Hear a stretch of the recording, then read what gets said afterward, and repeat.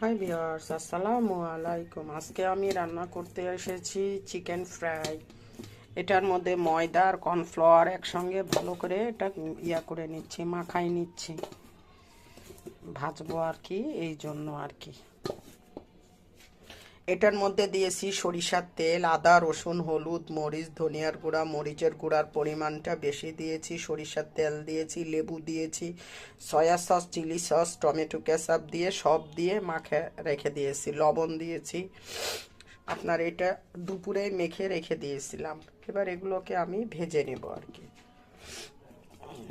এবার এটাকে কর্নফ্লাওয়ার আর ময়দার মধ্যে দিয়ে ভালো করে চেপে চেপে নিয়ে ভেজে দেব।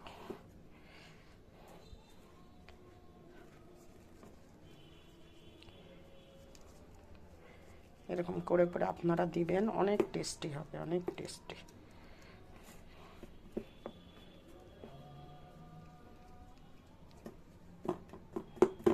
বিসমিল্লাহ।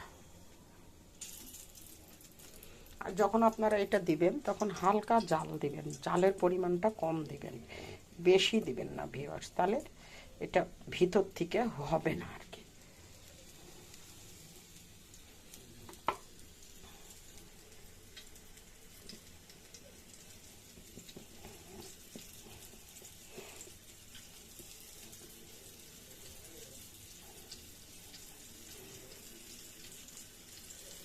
যে যেখান থেকে আমার ভিডিওগুলো দেখেন, ভালোবেসে পাশে থাকেন, সাপোর্ট দেন।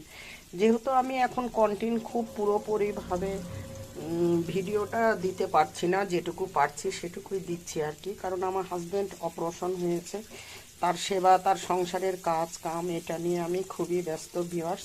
তারপরে যেহেতু আমি একজন কন্টেন্ট ক্রিয়েটর, তাই আমার যতটুকু নৈতিক দায়িত্ব সেটা পালন করতেই হবে। সংসারও সামলাতে হবে, সবই সামলানোর পাশাপাশি এইটা আমার দায়িত্ব, তাই এটাকেও আমার দায়িত্ব পালন, নৈতিক দায়িত্ব আর কি।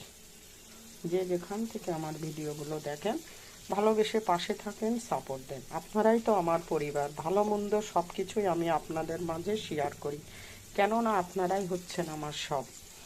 আপনারা আজকে আমাকে ভালোবাসছেন বিধায় আমি আজকে কন্টেন্ট ক্রিয়েটর। আর যদি আপনারা না ভালোবাসতেন তাহলে আমি কোনোদিনও এই জায়গাতে যেতে পারতাম না। তাই প্লিজ প্লিজ আরও বেশি ভালোবাসেন আমাকে, আরও যেন সামনে এগিয়ে যেতে পারি, এই দোয়াই করবেন। ভালো থাকেন, পাশে থাকেন, আর বেশি বেশি সাপোর্ট দেন। দেখছেন, এই পাশে আমি এটা দিয়ে দিয়েছি। এখন এটা আস্তে জালে, বেশি জোরে জাল দিলে পরে হবে না, ভিতরে হয়ে যাবে।